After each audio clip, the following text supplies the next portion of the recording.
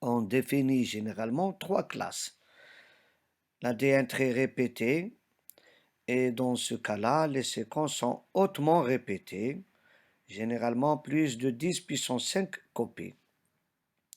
Cela constitue 10 à 20% du génome. C'est constitué de courtes séquences d'ADN, quelques nucléotides à quelques centaines de nucléotides, et en moyenne répétées 500 000 fois. En deuxième, nous avons l'ADN moyennement répété, et dans ce cas-là, les séquences sont dites moyennement répétées à une proportion de 10 puissance 2 à 10 puissance 5 copies. Cela constitue 20 à 30% du génome, constitué de quelques centaines à quelques milliers de nucléotides et quelques centaines de copies. Et en troisième, nous avons l'ADN non répété. Dans ce cas-là, les séquences sont uniques ou très peu répétées. Cela constitue 40 à 70% du génome, constitué de copies uniques. Seule une partie de cet ADN est transcrit et éventuellement traduit en protéines. À peu près 3% de la portion de l'ADN non répétée est transcrit dans une cellule donnée, ce qui correspond à peu près 1 à 2% du génome total. Et seule une partie des gènes codants sont transcrits dans une cellule donnée. Cependant, tous les gènes transcrits ne sont pas dans la fraction non répétée, comme par exemple les gènes des histones, les gènes spécifiant les ARN, les familles multigéniques telles que HLA, immunoglobuline et globuline. Les séquences répétées peuvent être classées en deux familles suivant leur profil de dispersion dans le génome. Nous avons les séquences répétées qui sont regroupées en séries, sont dites localisées, les autres sont dites dispersées. Notez bien, l'ADN intercalaire, c'est tous les fragments d'ADN présents entre des séquences codantes d'ADN, y compris les régions non traduites, les régions flanquantes 5' et 3', les introns, les pseudogènes et les séquences répétées non fonctionnelles. Cet ADN peut ou non coder des séquences régulatrices. Comme vous allez le voir sur la diapositive suivante, il y a de l'ADN hautement répété, c'est ce qu'on appelle l'ADN satellite, localisé en particulier au niveau des centromères et des télomères. Il représente à peu près 10% du génome humain. Il y a de l'ADN moyennement répété, de l'ADN répété en tandem, représenté par les mini-satellites. Ce sont des séquences de 10 à 25 paires de bases qui sont répétées un grand nombre de fois. Ces mini-satellites sont utilisés pour l'étude des empreintes génétiques. Il y a les microsatellites qui sont de 1 à 5 paires de bases répétées plusieurs fois sur plusieurs kilobases. Et nous avons les copies multiples ou les multiples copies. Ce sont les copies des gènes ARN. Et nous avons ce qu'on appelle les séquences répétées dispersées, qui sont représentées par les séquences SIN,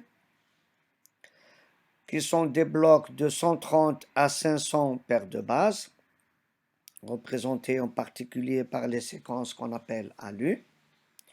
Les séquences LINE, qui sont des blocs de 5 à 7 kilobases. Et nous avons ce qu'on appelle les LTR, quelques dizaines de paires de bases, à peu près, il y a dans les 400 000 copies.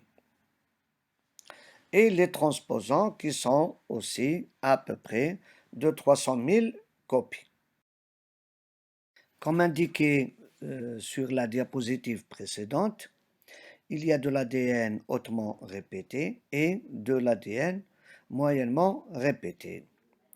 Les mini-satellites sont aussi appelés VNTR ou Variable Number of Tandem Repeats, et les microsatellites sont aussi appelés STR ou Short Tandem Repeat.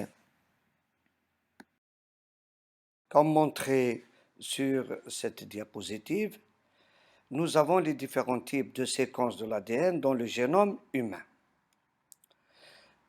Les exemples, ce sont les régions de gènes codant pour des protéines ou donnant lieu à des ARN R ou des ARN T et qui représentent 1,5%. Les introns et les séquences régulatrices représentent 24%. L'ADN répétitif, comme nous l'avons cité auparavant, qui comprend des éléments transposables et des séquences apparentées, au taux de 44%. Les séquences line L1, séquences à 17%. Les séquences sign ALU, éléments 2 à 10%. Il y a de l'ADN répétitif sans rapport avec les éléments transposables au taux de 15%, de simples séquences ADN à 30%, des duplications de larges fragments ou larges segments 5 à 6%, et de l'ADN non codant unique au taux de 15%. Classification des gènes. Il existe au moins 3 classes de gènes. En petit a, les gènes de classe 1. Ce sont les gènes transcrits par l'ARN polymérase 1. Cela concerne les gènes ribosomaux qui codent pour la synthèse de 3 ARN du ribosome, l'ARN 28S, 18S et 5,8S. Ces gènes sont non dispersés dans le génome, mais rassemblés en groupes. Ils peuvent dépasser 200 copies. Ils appartiennent à la catégorie de l'ADN moyennement répétitif codant. Petit b, les gènes de classe 2. Ce sont les gènes transcrits par l'ARN polymérase 2.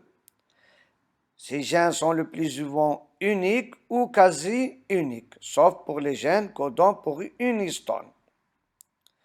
Les gènes de classe 2 codent pour une protéine. Ils sont classés selon le nombre de leurs copies, en gènes uniques ou quasi uniques. La très grande majorité des gènes appartient à cette classe. Notons qu'il y a les gènes domestiques qu'on appelle housekeeping genes. Ce sont des gènes qui ne s'expriment que dans certains tissus. Ils codent pour des protéines domestiques, comme par exemple les gènes des enzymes de la glycolyse, de la respiration et des métabolismes intermédiaires indispensables à la survie de chaque cellule. Il y a aussi ce qu'on appelle les pseudogènes. Ce sont des séquences nucléotidiques non fonctionnelles car elles sont ni transcrites ni traduites. Et leur non-fonctionnalité peut résulter soit de l'absence d'un cadre de lecture suffisant, excès par exemple de codon stop, soit de l'absence de codon méthionine initiateur ou de régions promotrices. Et petit c, nous avons les gènes de classe 3. ils sont transcrits par l'ARN polymérase 3. Ces gènes codent pour les ARN de transfert. Ils appartiennent à la catégorie de l'ADN à répétition intermédiaire codant. Il y a aussi la classification fonctionnelle de l'ADN eucaryote. Un gène est défini physiquement comme une région d'ADN qui code pour une protéine ou qui spécifie un ARN fonctionnel. Cependant, une région d'ADN peut avoir une fonction qui ne requiert ni sa traduction ni même sa transcription. Donc le gène est défini comme un fragment d'ADN qui a une fonction connue. On peut reconnaître 3 types de gènes. Les gènes protéiques qui sont transcrits en ARN puis traduits en protéines. Les gènes spécifiants des ARN qui sont transcrits mais non traduits. Les gènes régulateurs dont la fonction ne requiert pas la transcription. Les gènes protéiques et les gènes spécifiants des ARN sont regroupés sous le terme de gènes structuraux.